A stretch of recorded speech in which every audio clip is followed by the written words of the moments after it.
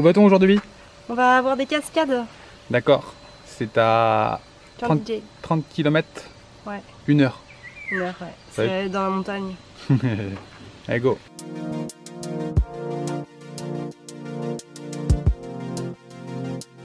Don't think I've ever seen your kind of pretty. Wandering around this midnight madhouse city. Can in the Matad Falls? Yep, this way? Okay. How many meters do you think? 1.5. Okay. Okay. Thank you. Bye.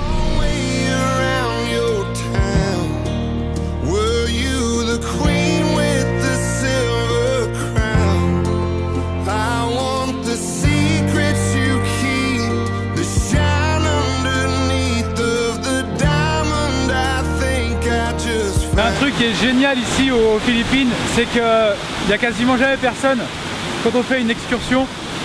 Là, alors là aujourd'hui, le temps est vraiment pas à la fête. Il fait nuageux. Je dirais pas qu'il fait froid, il doit faire 24, 25 peut-être, mais avec le vent et l'eau là, il fait frais. Donc on peut pas trop se baigner, mais c'est carrément cool, il n'y a personne. On est arrivé, bon, faut dire que la route pour venir, c'est hyper tendu quoi. Il y a un moment, on a même pensé à faire demi-tour avec la petite voiture. Et puis bah, on a continué et 2h30 plus tard pour 30 km, nous voilà ici. Ce qui nous fait rire, c'est qu'on ne peut pas aller à El Nido parce qu'il y a 6 heures de van pour rejoindre El Nido qui est un endroit paradisiaque. Avec les enfants, bah, ça nous fait un peu, voilà, on trouve ça un peu long. Mais on a fait 2h30 pour venir ici et là on va repartir, on va refaire 2h30 dans la journée. Donc près de 4 ou 5 heures de route dans la journée. Bon bah voilà. Donc on n'ira pas à El Nido, mais au moins on aura vu la cascade. Thank you. Bye bye.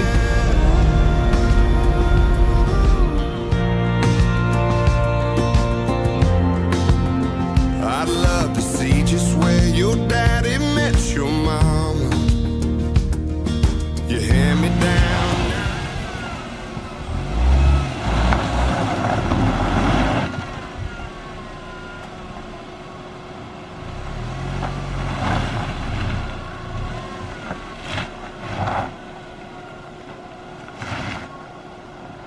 Like cette vidéo si tu penses que je passe la côte.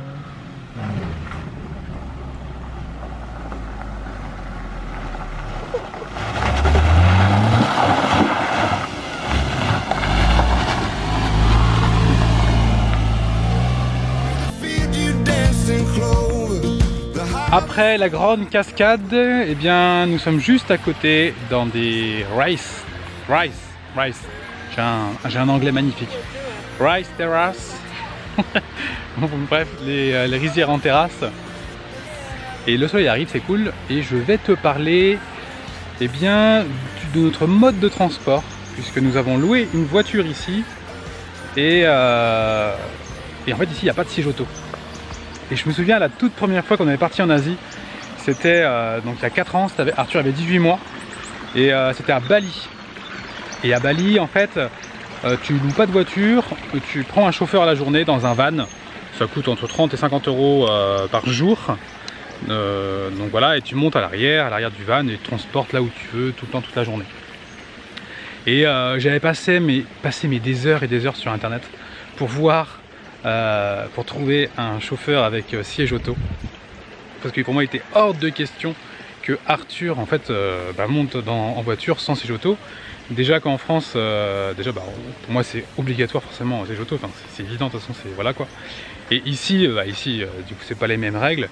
Et je m'étais dit, vu comment il roule comme des glingos, en plus il a pas de siège auto, bah non mais on va à la mort assurée quoi. Et en fait, on a revoyagé, on a refait la Vietnam à Thaïlande, pas de siège auto. Et puis ici, et bien évidemment, pas non plus de siège auto. Tu peux demander, hein, tu trouves même pas. Hein. Les magasins, il n'y a pas de siège auto. Des petits boui-boui, il n'y a pas de ça quoi. Les gens, ils mettent les enfants sur les mains sans casque sur les motos. Alors tu t'imagines bien qu'ils mettent pas non plus la ceinture en voiture. Alors un siège auto, bah accroche-toi. Et moi ça me fait toujours très peur parce que je suis un peu flippé de ça. Je trouve que c'est super dangereux.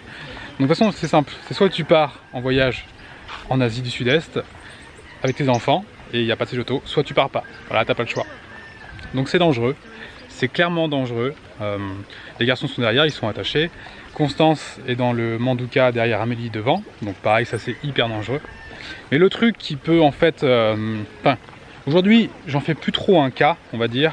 Pas comme à Bali où j'étais flippé, mais en permanence. Pour moi, la voiture, c'était un vrai calvaire. Surtout qu'à Bali, ils roulent très mal.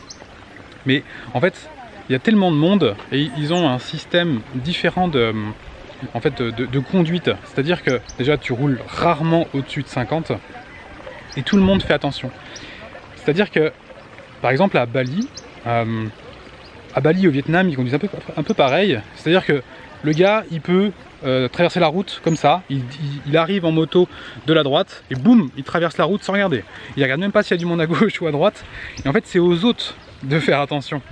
Donc, c'est le premier qui a mis sa roue qui gagne. Et donc, l'autre le respecte. Et c'est incroyable parce qu'il y en a des fois qui pilent au dernier moment, mais personne en fait ne se prend la tête. En France, ça finirait en doigt d'honneur et en insulte. Mais là-bas, pas du tout. C'est pas du tout la même mentalité que chez nous. Donc les gens sont vraiment toujours sur le qui-vive en permanence. Et ici, je conduis. Alors c'est vraiment le pays au niveau de la conduite qui est le plus simple qu'on ait fait.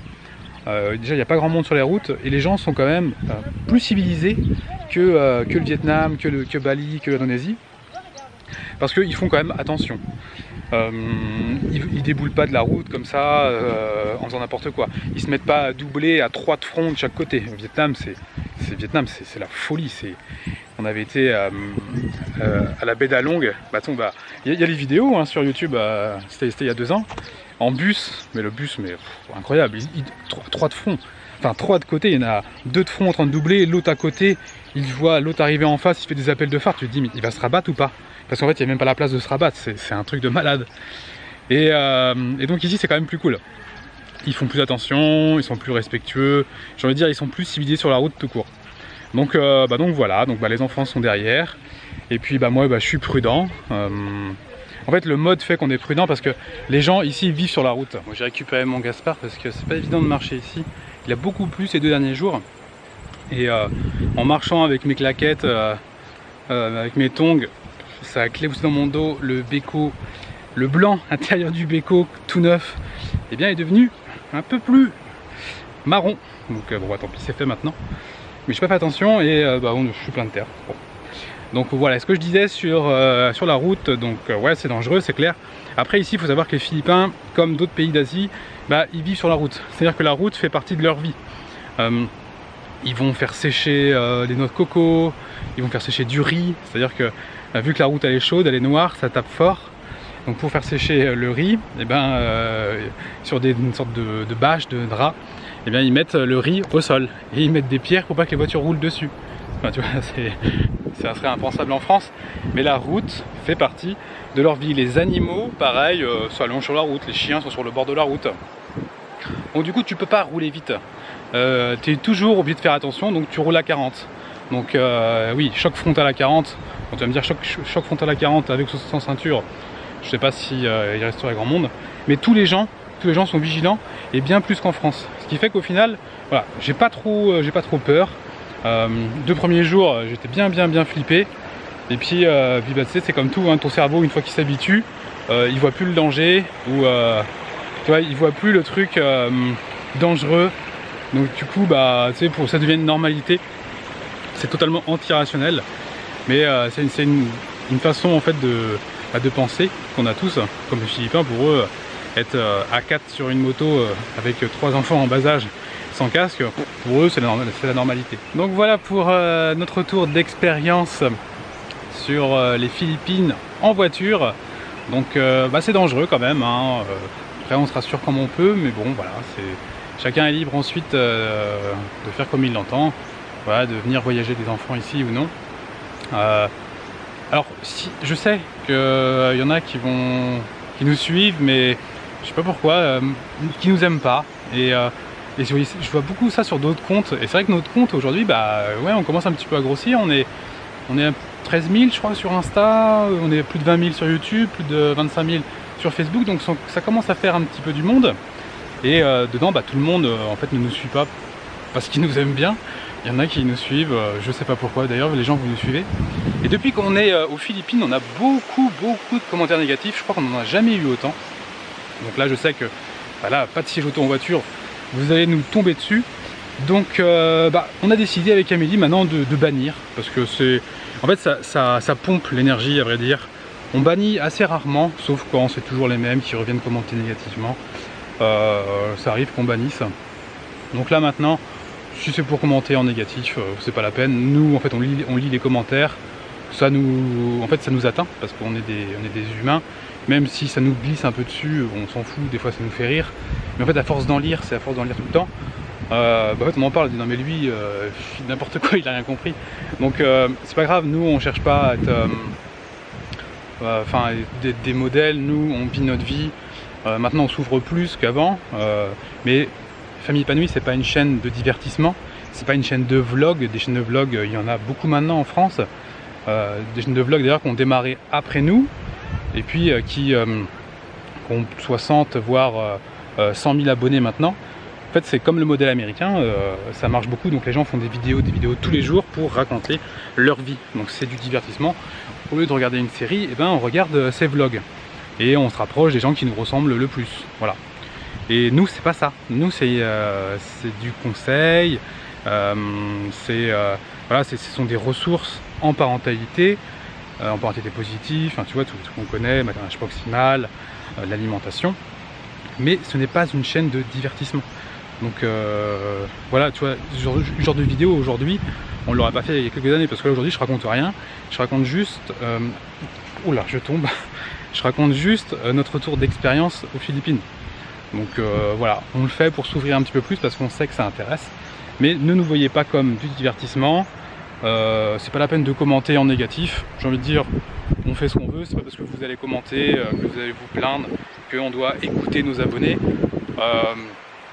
On est content d'avoir des abonnés qui nous suivent, mais si c'est pour nous dire ce qu'on doit faire, non, c'est pas la peine de nous suivre. Nous on fait pas la chasse à l'abonné, on essaie d'aider voilà, les gens qui ont envie de faire comme nous, qui nous ressemblent, des gens où on a peut-être 2-3 ans d'avance sur eux, d'expérience, de connaissances, et notre but c'est d'aider au maximum pour qu'il y ait des gens qui puissent réaliser la même chose. Voilà, donc si tu as aimé cette vidéo, tu peux liker, tu peux aussi la partager. En même temps la partager, je sais pas pourquoi tu la partagerais, parce que c'est juste notre retour d'expérience aux Philippines, mais si tu as envie de la partager, bah partage-la, c'est cool. Et puis si tu arrives par cette vidéo et que tu as bien aimé, eh bien tu t'abonnes. Tu t'abonnes aussi sur Instagram, on fait toujours beaucoup de stories, donc tu peux nous suivre sur Instagram. Voilà, j'arrête ici, je vais vous laisser encore avec des petits plans vidéo des rizières. Et puis, je vous dis à demain. Prends soin de toi et de tes enfants. Big boy. Big boy also. Handsome boy. Beautiful. Don't think I've ever seen your kind. This midnight madhouse, you got a look that says you got it all together. So if you don't mind, I'd like to know you better. Take me the long way around your town. Were you the queen with the silver crown? I want the secrets you keep, the shine underneath of the diamond I think I just found. Take me the long. Alors c'est les deux petits Philippins qui nous ont emmenés. Au début ils nous disaient give me money. Ils voulaient de l'argent et on leur a pas donné. Après ils nous ont escortés, ils ont été gentils et on leur a donné 50 pesos, 1 euro. Ils ont acheté des cochonneries les coquins. Hi. Merci à Coca. Je sais pas ce qu'ils font ici mais c'est cool.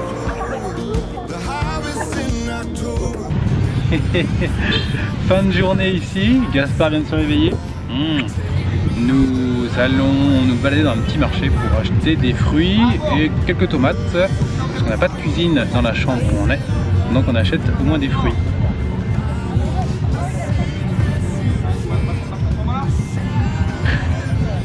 Je t'aime.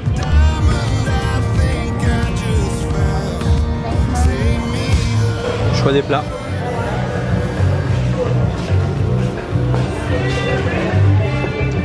Ouais, il est tôt, mais on n'a pas mangé depuis ce matin. Enfin, il est tôt, il doit être 18h, non, 5h30. 18h. Ouais, 18h à peine. Donc voici notre plat. Donc un bon mélange de tout. Alors Gaspard, c'est ce qu'on appelle la néophobie alimentaire. Donc en fait, il suce le poulet et il le recrache. Et hop, on donne ça au chien.